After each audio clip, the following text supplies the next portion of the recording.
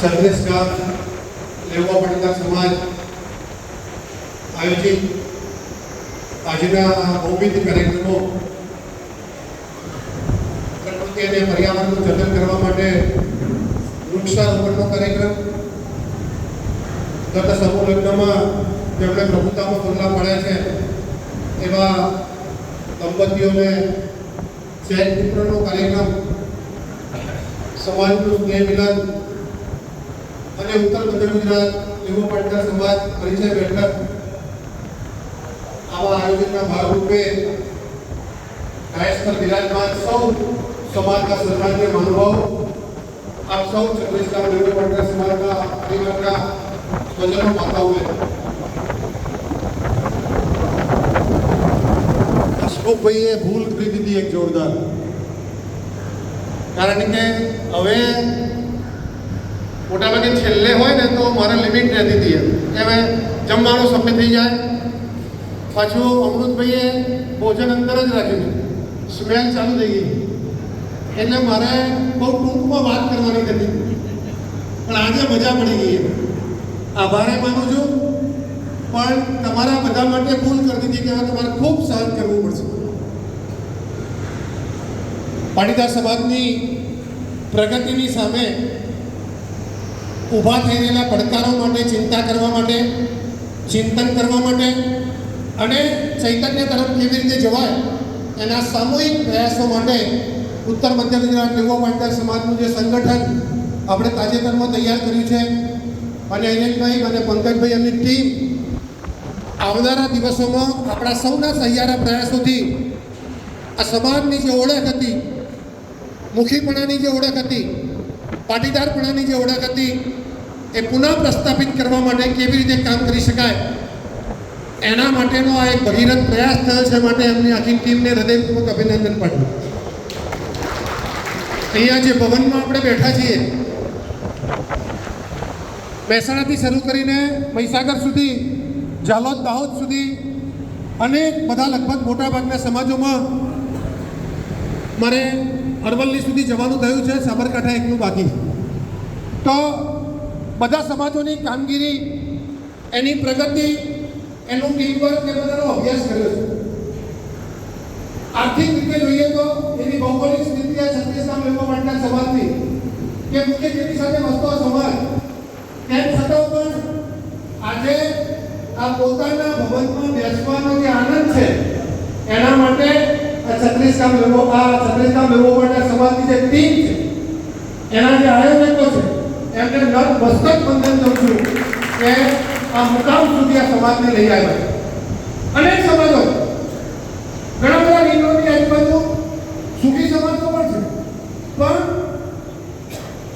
કાંકરે બાણ વાદીને પણ જોડી ફેરવીને પણ આજે આ પોતાના ભવનમાં બેઠા છીએ.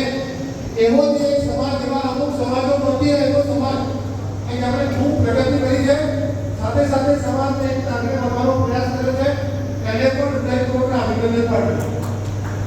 વર્તમાન સમયમાં ખેતી સાથે જોડાયેલો સમાજ છે.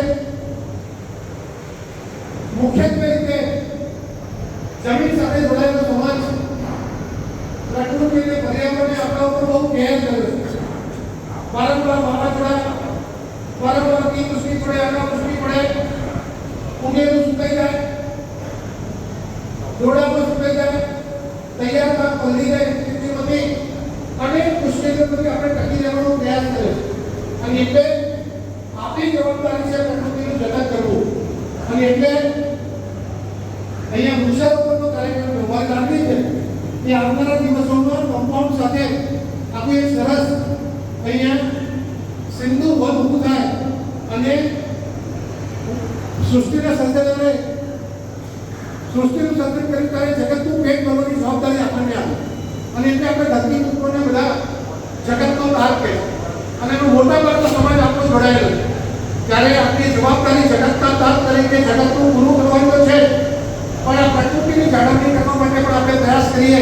આજે પ્રયાસ થયો છે અને અભિનંદન પાઠવું છું સૌ સમાજના આગેવાનો. આ 5મી જૂન થી 25મી જૂન સુધી અને સમગ્ર ચોમાસા દરમિયાન આપણા ભાગે ઉપરવાળાએ આપણી જે જવાબદારી છે એ અદા કરવામાં ઉભા ન કરીએ અને કમસે કમ એક કાર્યક્રમ આપણો આપણા સમાજનો કે 51 કે 101 ઝાડ ઉછેરવાનો થાય એવી પણ વિનંતી કરું છું. અહીંયા કાર્યક્રમ છે સમુદાયને પ્રોત્સાહન આપવાનો કાર્યક્રમ છે, પાટીદાર સમાજની એકતા વધારે મજબૂત થાય એનો કાર્યક્રમ છે, સમાજમાંથી કુટીવાદો નાબૂદ થાય એનો કાર્યક્રમ છે, સમાજમાંથી જસાનો નાબૂદ થાય એનો આ કાર્યક્રમ છે. ઉત્તર મધ્ય ગુજરાત સેવા મંડળની જવાબદારી છે કે આપણે ધીરે ધીરે પાસે આવીએ, પાસે બેસવાનું શરૂ કરીએ અને પછી વૈચારિક રીતે સાથે થવાય, એકતાનો એક તાંતણો આપણે બંધાઈએ અને આવનારા દિવસોમાં સમાજની સામે જે પડકારો ઊભા થવાના છે, જે પડકારો ઊભા થઈ ગયા છે એ બધાની સામે માર્ગ કાઢવા માટે આ એક કોમન પ્લેટફોર્મ ઊભું કર્યું છે. આ સમયની માંગ હતી, ખૂબ સરસ કામ કર્યું છે, ખૂબ સરસ ટીમ બની છે. આપણી બધાની જવાબદારી છે કે આપણે આમાં પૂરક બનીએ. અહીંયા રાજકીય અવલોકન કરવાનો સોશિયલ મીડિયાનો જમાનો થઈ ગયો, મોબાઈલમાં રેકોર્ડિંગનો જમાનો થઈ ગયો. મારી ઘણી ક્લિપો પાટીદાર સમાજ માટે આપણે આઉટસ્ટેન્ડિંગ વાત કરી હોય તો બીજે બધે ફરતી પણ હોય છે, એટલે મારી થોડીક મર્યાદા હવે પાર્ટીના આગેવાન તરીકે મારી મર્યાદા થઈ જાય. પણ તમે બધા સમજો છો કે આપણી સામે શું પડકારો છે. સરદાર સાહેબ કહી ગયા કે એકતાનો અભાવ આપણને વિનાશ તરફ દોરશે. સાથે રહીશું સાવરણીની જેમ તો કચરો કાઢી નાખીશું અને જુદા પડી જઈશું તો આપણે કચરો બની જઈશું. એવા સંજોગોમાં સરદાર સાહેબની વાત લઈ અને મને તમને મનભેદો હોય એ બધું ભૂલી અને સમાજની એકતા માટે જે પણ લોકો કામ કરે છે, જે પણ લોકોએ પ્રયાસ કર્યો છે એ બધાને આપણે ટેકો આપવો, યથાશક્તિ આપણે આર્થિક મદદ કરવી અને કશું ના બને તો આપણે એને બક્ષી દેવા, ક્રિટિસાઇઝ નહીં કરવું, એ બી આપ સૌને વિનંતી કરવી. અનેક સંગઠનો સરકારમાં કામ કરે છે, રાજકીય સંગઠનો, કેટલાક આર્થિક સંગઠનો, કેટલીક જેસીસ, લાયન્સ, રોટરી આવી ક્લબો કામ કરે છે, કેટલાક આર્થિક મંડળો, chamber of commerce, chamber of agriculture, આવી બધી સંસ્થાઓ, રાજપથ ક્લબ ને બધી ક્લબો કામ કરે. એ બધાનું કામ કરવું બહુ સહેલું છે. પૈસાદાર લોકોનો એક સમૂહ હોય છે, લક્ઝરી લાઈફ હોય છે, એર કન્ડિશન વ્યવસ્થાઓ હોય છે, પૈસાની કમી નથી હોતી, સાથે સાથે રાજકીય નેતાઓને ત્યાં બધી કમાવાનું મળતું હોય છે, એમની રોજગારી નીકળતી હોય છે, એટલે ત્યાં કામ કરવું એકદમ સહેલું છે. પણ આ સામાજિક મંડળના આગેવાન તરીકે નીકળે, સમાજની કારોબારીમાં કામ કરવું, પોતાના સમાજના પોતાના ગામમાંથી બે લોકોને કહેવાનું રહી ગયું હોય અને જે મહાભારત થાય ગામમાં એનો મને અનુભવ છે. સમાજમાં પણ આ સ્ટેજ પર કોને બેસાડવા, કોણ હાર પહેરાવશે, કોને હાર પહેરાવશે, ખૂબ મોટો ચિંતાનો અને બહુ ગંભીર વિષય હોય છે. મારી આપ સૌને કરબદ્ધ પ્રાર્થના છે કે જે પણ લોકો પ્રયાસ કરે છે એની ભૂલ થાય છે. જે લોકો પ્રયાસ કરે છે એમાં કંઈ ઉણપ રહી જાય છે, કારણ કે એની કંઈક મર્યાદા હોય છે. ત્યારે આપણે સમાજના આગેવાન તરીકે માન અપમાનમાં સ્થિરતા રાખી અને જે પણ લોકો કરે છે એને બાજુ બોલાવીને આપણું સૂચન હોય તો કહી શકાય, પણ જે પ્રયાસ છે એ અભિનંદનીય છે, એ અભૂતપૂર્વ છે, એવી વાત કરવાની ટેવ આપણે પાડવી પડશે, એવી પણ વિનંતી કરું. ખૂબ બધી વાતો આપણે આ તબક્કે થઈ શકે. માતાજીની કૃપા છે, પાટીદાર સમાજ છે, પાટું મારીને પેદા કરનારો સમાજ છે, જીનેટિકલી એના જમીનમાં ખુમારી ખુદદારી આપેલી છે. નહીં નમવાનું, માત્ર આપવા માટે ઘાત લાભો કરવાનો, લેવા માટે ક્યારેય નહીં કરવાનો, કોઈને ગોલાપું નહીં કરવાનો, વ્યક્તિગત ફાયદા માટે થઈ અને કોઈને ભૈસક બાબા નહીં કરવાનો, પોતાની લાલચ માટે, પોતાની જવાબદારી માટે સોમાન મૂકી નીચા નહીં ઉતરી જવાનો. આ બધો લેવા પાટીદાર સમાજનો જીનેટિકલ ગુણ છે. હું ધીરેનભાઈ વાત કરું તો પાર્ટીના આગેવાન તરીકે મારી જવાબદારી એક નાનકડી છે પ્રવક્તા તરીકે, પણ સંબંધોને આધારે, સરકારી અધિકારીઓના સંબંધોના આધારે ખેડૂત આગેવાન તરીકે મંત્રીમંડળમાં કે ક્યાં જરૂર પડે તો આપણે નાનું મોટું કામ કરાવી શકીએ છીએ. મારે આનંદ અને દુઃખ બે જણે કહેવું પડે કે આ સમાજની ખુદદારી એવી છે કે એક પણ માણસ આવતો નહીં મારે પોલીસમાં છૂટવું છે, મારા મામલતદારનું કામ છે કે મારા ટેન્ડર છે, કોઈ માણસ આ પાટીદાર સમાજની આગવી ઓળખ છે કે પૈસા આપીને થાય ત્યાં સુધી કોઈ દાડો સમાજનો આગેવાન કે કોઈ દાડો લાચારી બેઠવા તૈયાર નથી. પણ હવે સમય બદલાયો. રાજકીય આગેવાનોની, અધિકારીઓની, સમાજના અન્ય સમાજ સાથે જોડાણની એ બધો સમય આવી ગયો છે. આપણો ગુણ છે એ અભિનંદનને પાત્ર છે, પણ બદલાતા પ્રવાહોમાં, મુખ્ય પ્રવાહમાં રહેવા માટે પણ આપણે થોડા સોબર બનવું પડશે. હું સોબરમાં સમાન મૂકવાની વાત નથી કરતો. સોબર બનીએ એટલે આપણું જમીન ગીરો મૂકવાની વાત નથી કરતો, પણ થોડા માઇન્ડ બનીને પણ મુખ્ય પ્રવાહમાં રહેવું પડશે. કારણ કે રાજકીય પ્રવાહો બદલાઈ રહ્યા છે અને દિશા બદલાઈ રહી છે. એક જમાનો હતો કે રાજા મહારાજાઓના સમયમાં જેની પાસે વધારે ઘોડા, વધારે હાથી, વધારે સૈનિક હોય, બાહુબલી ગણાતો. પછી સમાજ આવ્યો, વિદેશી આક્રમણકાર આવ્યા, એટલે જેની પાસે લુખા ગુંડા વધારે હોય, મસલ પાવર વધારે હોય, કોઈનું પડાવી લેવાની તાકાત વધારે હોય, એવા લોકોનો એક જમાનો હોય. પછી એક જમાનો આવ્યો તો આર્થિક તાકાત જેની હોય, તમે જુઓ ગામમાં શેઠિયા ત્યાં જઈએ ને ત્યાંથી આપણો પ્રસંગ મોકલે જ નહીં. 1795 બે મેળા છૂટના લાવો પટેલ હોવામાં બે છે અને તોય આપણે સહી કરી દેતા હતા. એ આપી પહેલાં સહી કરાવીને આપે, પાછા ભરવા એટલે પહેલાં લઈ લે પછી સહી કરાવે અને કોરા કાગળમાં સહી કરાવે. એટલે સાહુકારોનો જમાનો. આજે આ ચોથી પેઢીમાં જમાનો મેન પાવરનો થઈ ગયો. જેની પાસે ટોળું મોટું છે, જેની પાસે એકતા છે, બધા લોકોને ટોળાની જરૂર પડે છે. આપણું ટોળું નાનું છે, આપણું ટોળું નાનું છે તો શક્તિશાળી, પણ વેર વિખેર છે. નાનું તો છે, શક્તિશાળી છે, પણ વેર વિખેર છે. મને ખબર નથી કરે હિરેનભાઈ શું પ્રવૃત્તિ કરે છે, મને ખબર નથી દયાભાઈ શું કરે છે કે પસાભાઈ શું કરે છે. આ બધા આજે આ પ્લેટફોર્મ પર ભેગા થયા તો એ પ્રવાસમાં જઈએ તો આપણે ફોન કરીએ કે ગામમાં આવ્યો છું, તમારે ત્યાં ચા પીવા આવો. આ પ્રસંગ આપણે એટલે થયો. મને ખબર નહોતી કે પંકજભાઈનો રિસોર્ટ છે, પરેશભાઈ વકીલ છે, કોઈની ઇન્ડસ્ટ્રી છે, કોઈ સિમેન્ટનું કરે છે, કોઈ પતરાનું કરે છે. તો આપણે આપણી જરૂરિયાતમાં એકબીજાને પૂરક બનીએ તો આપણને વ્યાજબીને સારું પણ મળશે, પેલાને ધંધો મળશે. તો તલવાર લઈને લડવાનો આ સમય નથી. તલવાર લઈને લડવાનો સમય નથી. એકતા બતાવવાની, સામાજિક અને આર્થિક તાકાત પેદા કરવાનો સમય છે. જે પણ લોકો છે એને પૈસાની પણ જરૂર છે, એને માણસોની પણ જરૂર છે. આવનારા દિવસોમાં ઉત્તર મધ્ય ગુજરાત લેવા પાટીદાર સમાજના માધ્યમથી તમારી ઓળખ થાય, સર્વ સમાજોમાં 5મા પૂછતા થઈએ અને જે પણ હોય એને તમને બોલાવવા પડે એવી સ્થિતિનું નિર્માણ કરવાની આવશ્યકતા છે. નહીતર અસ્તિત્વના હસ્તા ચડે છીએ, આપણે ડૂબવામાં છે. વધારે પડતું લાગતું છે તમને, પણ જાહેર જીવનમાં મેં અનુભવ્યું છું. એમાં ખાસ કરીને ઉત્તર ગુજરાતમાં લેવો પાટીદાર સમાજને રાજનીતિ કરવાની એટલે આંગળીના વેડે ગણાવા 2-4 લોકો છીએ. ત્યાંથી નીતિનભાઈ મહેસાણા, અમારા જેડી, અહીંયાથી હું કરું, મહીસાગરમાંથી 1-2 લોકો કરે. ક્યાંય વ્યવસ્થામાં નથી. એનું કારણ મેં કીધું એવું કે આપણે જરૂરત નથી કોઈની. આપણા મનમાં એવી છાપ છે પોલિટિક્સની જરૂર નથી, પણ એ નહીં ચાલે. આવનારા દિવસોમાં જે પણ કરતો હશે એની પાછળ ઊભું રહેવું પડશે.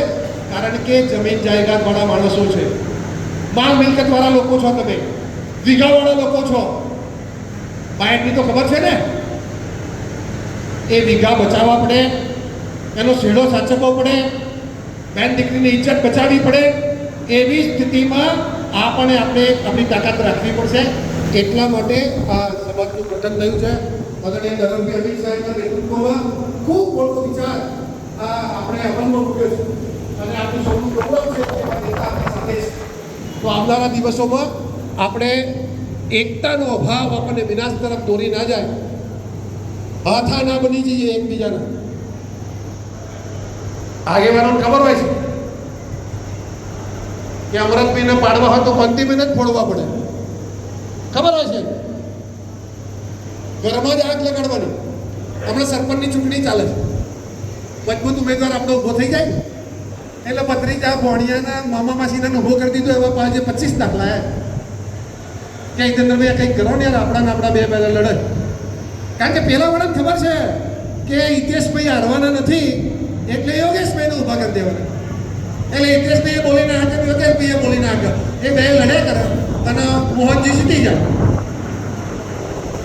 એટલે આ બહુ મોટી આપણી સામે લડવા માટેનું સૌથી મોટું અને બ્રહ્માસ્ત્ર છે. આટલું કરીશું તો 50% આપણી સફળતા. એક વાત માની લે, 50%.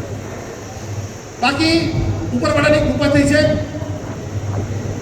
કાળી મજૂરી કરી છે, પાટું મારીને પેદા કર્યું છે, ખૂબ મોટો સંઘર્ષ કર્યો છે.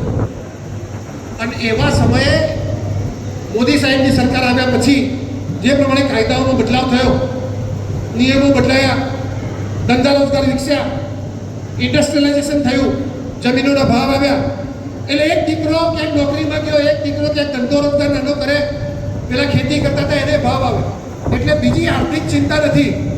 પણ પછી આર્થિક સગવડ તો થઈ. અમદાવાદથી પૈસા આવતા થયા, અમેરિકા, કેનેડા, લંડનથી પૈસા આવતા થયા, થોડી ખેતીવાડી પણ સારી થઈ, એટલે આપણે પાછા બેફામ થઈ ગયા છે. ખોટા ખર્ચા કુરિયરમાં તો એટલા બધા વધી ગયા છે કે હું કોઈ સમાજની ટીકા નથી કરતો, પણ જે લોકો ખોટું કરતા હતા એને છાપવામાં આવે છે કે અમે પૈઠણ બંધ કર્યું, અમે ડીજે બંધ કર્યું, અમે તોલા બંધ કર્યા પાછલાવાળા માટે, અમે મહેંદી બંધ કરી, અમે પ્રી વેડિંગ બંધ કર્યું, અમે હલ્દી બંધ કરી. તમે હલ્દી કરો છો ને પેલાની હળદી પેલો લાલ જોર થઈ જાય ઘરમાં. મોટર બદલવાની હોય અને તમે હાવ કાર્યક્રમ ગોઠવી કાઢો, મોટર મારું આમાં પાણી હાલે, કારણ કે મોટર હાવ પતી ગયેલી હોય અને તમે ગોઠવી કાઢ્યું. એટલે બહેનોની હાજરી છે. સંયુક્ત રીતે આપણે આટલો એવો પ્રયાસ કરીએ કે મુખી સમાજ છીએ તો મુખી રહેવું પડે. આપણો દાખલો લઈને સર્વ સમાજોના નિર્ણય, એક પણ સમાજના નેતાના પ્રવચનમાં એક વાત મને નહીં આવે. શંકરસિંહ વાઘેલા બાપુ બોલતા હે, અલ્પેશ ઠાકોર બોલે તો હે, ચીફ દિવાળી બોલો તો હે, કડવા પાટીદાર સમાજમાંથી કોઈ બોલે તો હે, રબારી સમાજમાંથી કોઈ બોલે તો હે, બધા એમ કે કહાડા સુધરો, પટેલોને જુઓ. અને આપણે શું કરીએ? વરઘોડામાં દારૂ વેચાય, રસોડાએ વેચાય, જોનમાં વેચાય. લોકો એમ કે પટેલોને જુઓ શું સ્થિતિ થઈ છે, એ કેમ આગળ આવ્યા. અને તમે એમણે મૂક્યો તો એટલે નવરો ના આપણે પકડી લીધો. કારણ કે એને નવરો તો ના રહેવા દેવાય ને. પેલાનો ધંધો તો પેલા પીઠાવાળાનો ધંધો તો ચાલવો જોઈએ ને, એટલે આપણે ચાલુ કર્યું. માર તો બીજા 2-4 ભાઈ બંધ હોય તો ફ્રીજ પણ મળે. આપણે તો સારું છે, આપણે આનંદથી કોણ છે. હું 2-3 વખત સંબંધ જોવા ગયો હતો દીકરીઓ, તો આપણા ત્યાં આગળ બગીચો હોય બંગલાની, એમને પાછળ હોય, બંગલાની પાછળ મોટો બગીચો હોય, નાની રૂમ હોય, બધી વ્યવસ્થા. એટલે પૂછે શું ભાવ છે તમને? તું સંબંધ જોવા ગયો હતો અને પૂછે શું ભાવ છે, બિયર કે વિસ્કી કે શું? એટલી બધી પ્રગતિ કરી પાટીદાર સમાજ. અને પરિણામે એવી સ્થિતિ બનવા જઈ રહી છે કે બધા તમને ડિસ્કાઉન્ટ કરે છે. એક વાત એક સમય હતો કે ગામમાં કોઈને સાયકલ લેવી હોય ને, સ્કૂટર તો બહુ પછી, તારે તમને લઈને જવું પડતું. કોઈને વિવાહ કરવાનો તો તમે જામીન થતા હતા, કોઈના છૂટાછેડા લેવાના તો તમે જામીન થતા હતા, ગામમાં કોઈને ઘર બનાવવું તો સિમેન્ટ લેવા તમને લઈ જતા. આજે સ્થિતિ બદલાતી જાય છે. નુકસાન નથી થઈ ગયું પણ બદલાતી જાય છે. એમાંથી પાછા વળવા માટે સમય છે. ઘણું બધું કર્યું છે આપણે, પણ કર્યું છે સારું છે એ યાદ કરાય પછી બધું વધી જાય નથી કરવું, એટલા માટે નથી કર્યું એની વાત કરું. તમે જુઓ 5-5 દિવસના લગ્નોના કાર્યકર્તા, 5-5 દિવસ.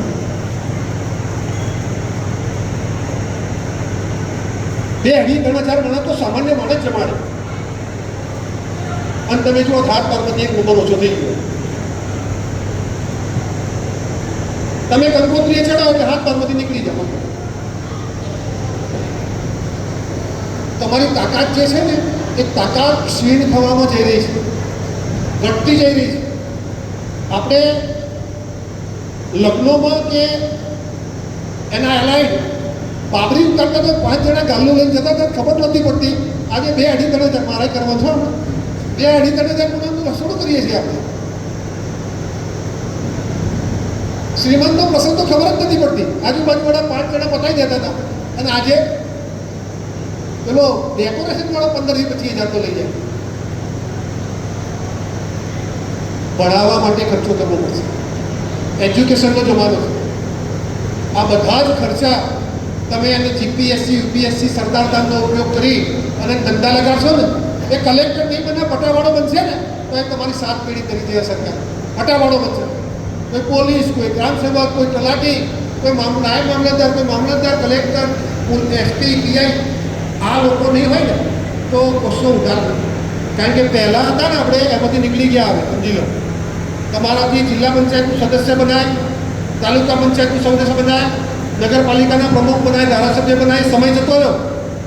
આ કડવા વાસ્તવિકતા સ્વીકારી લેતો તમે, ક્યાંય નહીં થાય. હવે એ 5 વર્ષવાળું મૂકી દેવું છે, આ 56-58 વર્ષવાળું દાસ કાકા રહેવાય ને એવું કરવું છે. સરદાર ધામના જે આયોજકો છે આપણા ભાઈ નવજીભાઈ, જસુભાઈ, એની આરતી ઉતારો તો ઓછી પડે સાહેબ. આરતી દર વર્ષે 500 લોકોને સિસ્ટમમાં મૂકે છે. 500 લોકોને દર વખતે સિસ્ટમમાં મૂકે છે. અને તમે જાઓ ને અને તમે જય સરદાર કહો ને એટલે તમારી વાત ખુરશીમાંથી ઉભો થઈને સાંભળે છે. માત્ર મૂકવાથી નહીં, આ મોકો પ્રવાસ છે એમાંથી આ 36 ગામ લેવા પાટીદાર સમાજનો પણ પ્રવાસ સરદાર ધામમાં જાય.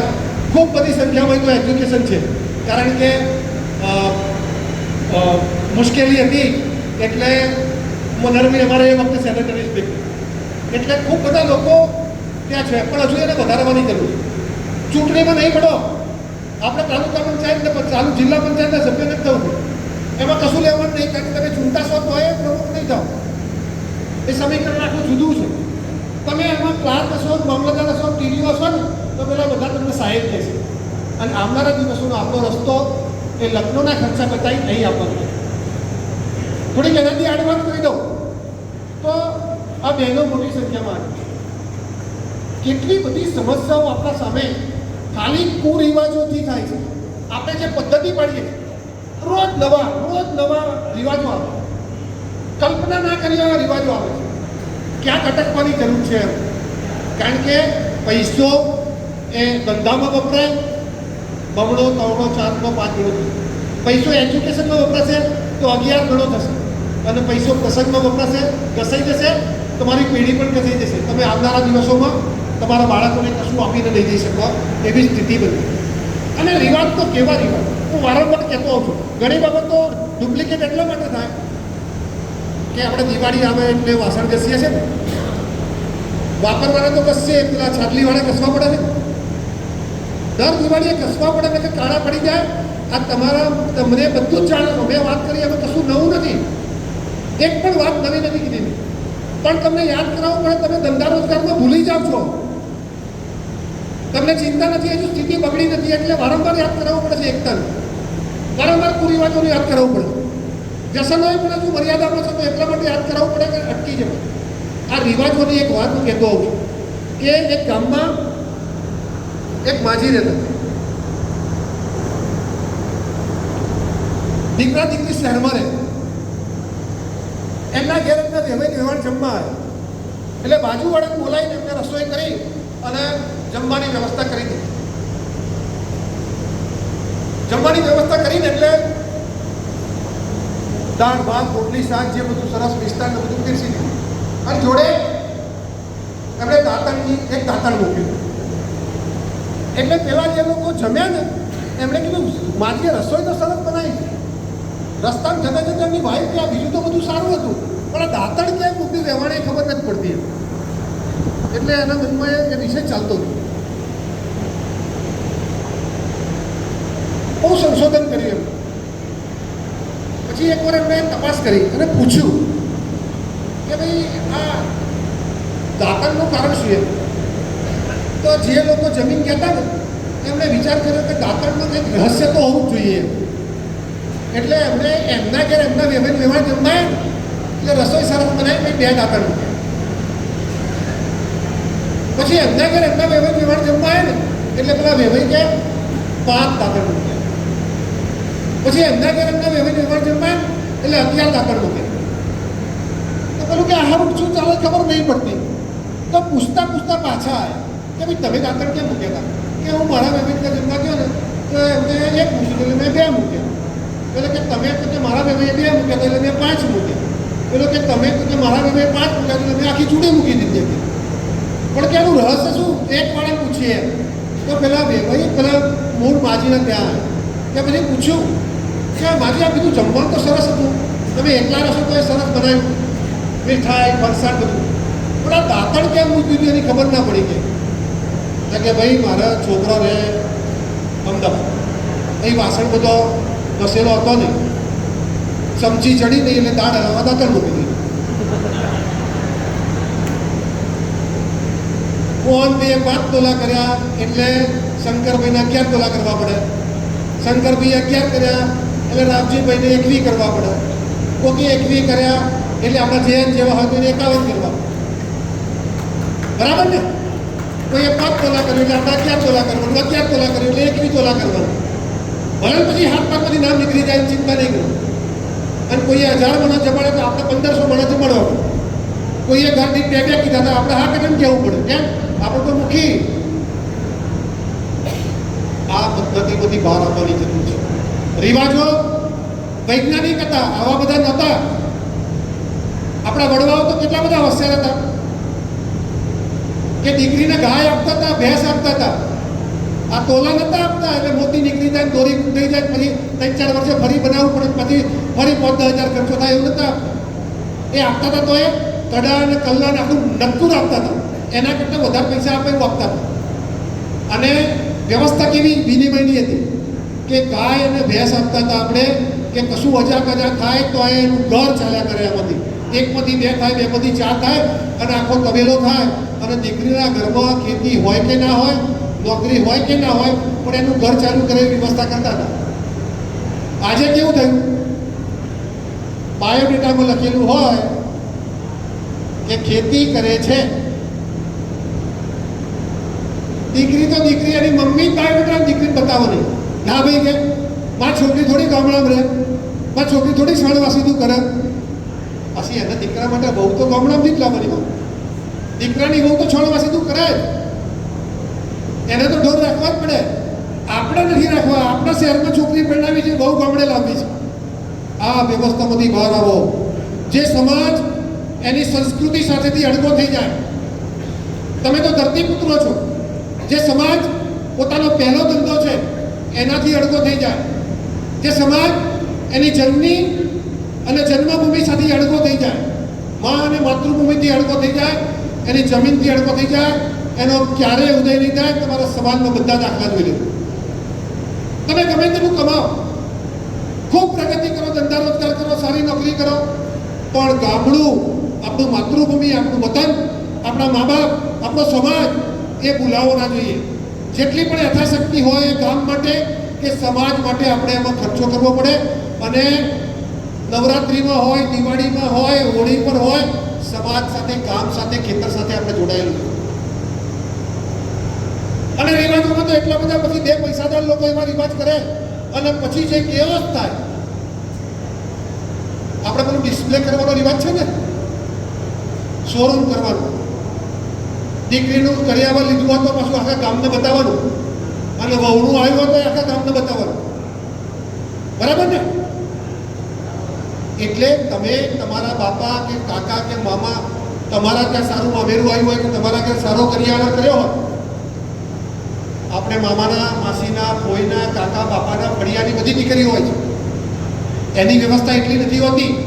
અને ત્યારે એ દીકરીઓના મનમાં જે વેદના ઊભી થાય છે કે મારે હારું 5 તોલા થયું, આના 50 તોલા, આના 50 જોડી લુગડા, અને આટલું ફર્નિચર લીધું, અને બાકીની દીકરીઓ છે ને એને જોવામાં બિલકુલ ઉત્સાહ નહીં હતો. એ પરણે મોડું વસ્તુ નાખે.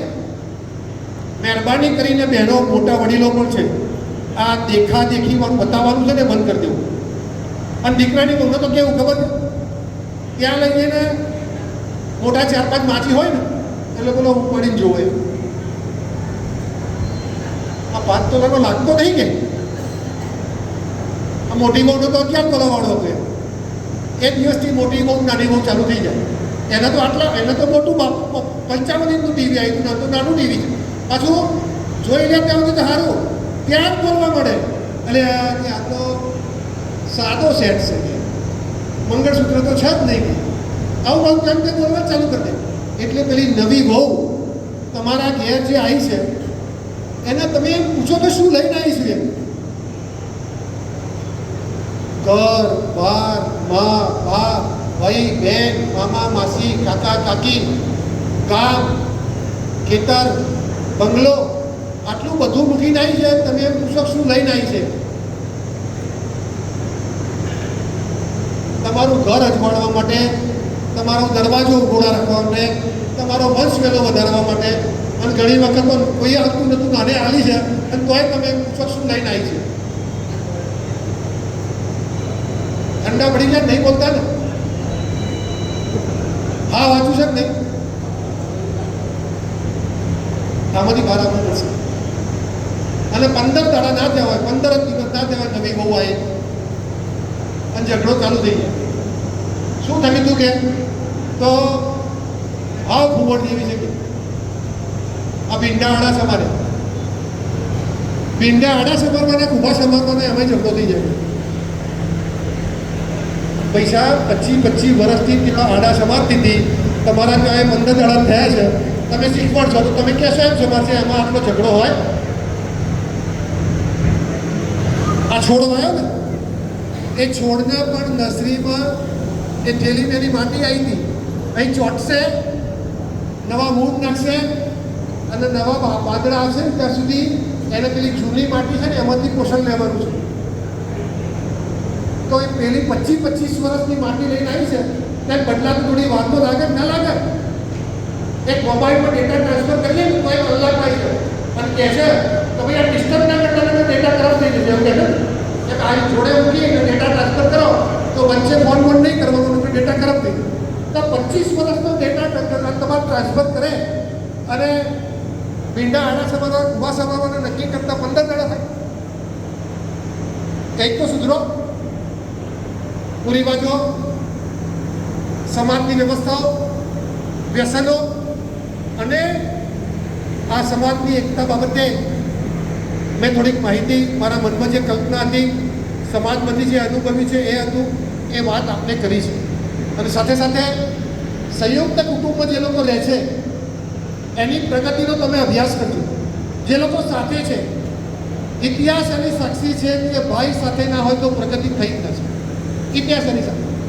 અને સંયુક્ત કુટુંબમાં આપણે જે લોકો રહેતા હતા, તમે જુઓ એક દવાખાનું આવ્યું હોય તો 10 લોકો ટિફિન લઈને આવવાના વારા નહીં કરતા. આજે લીંબડીયામાં એવું જ છે.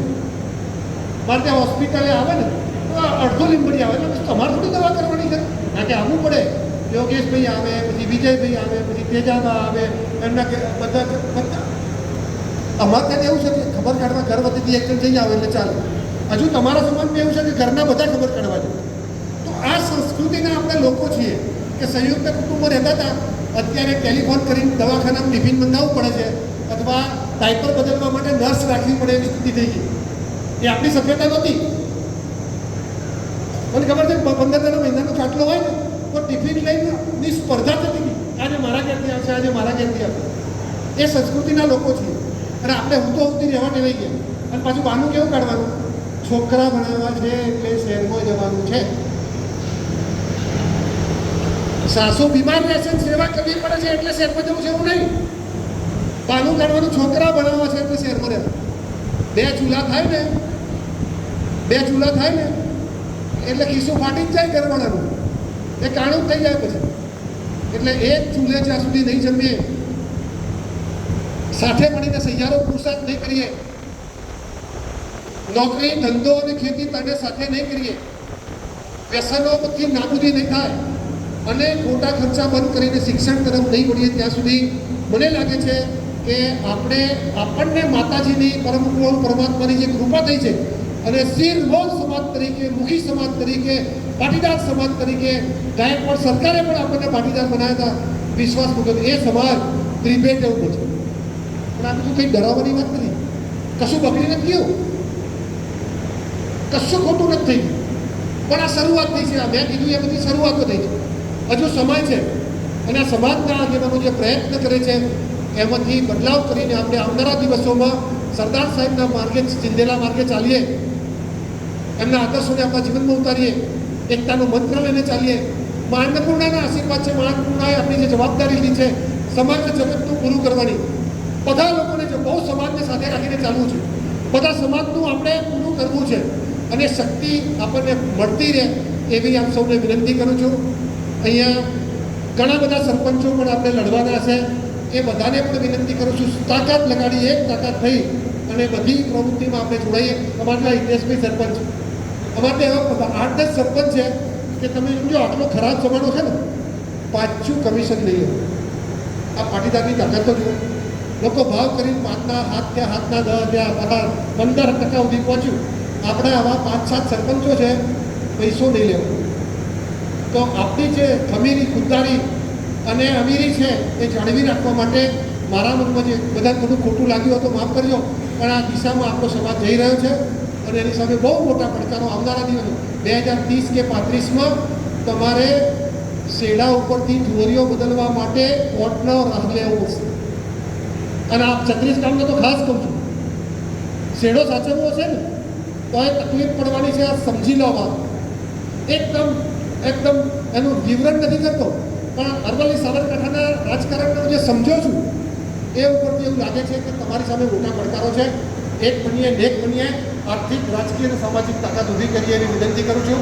અહીંયા આ 36 ગામ ડેવલપમેન્ટ સમાજની ટીમે જે પ્રયાસ કર્યો છે, બધાને એક આપણે બાંધવાનો, આ નવી ટીમ બની છે એનો પરિચય કરાવવાનો, એમને પણ ઉત્સાહ આવે કે આપણી સાથે કોઈ છે, આપણી સાથે કોઈ બળ છે.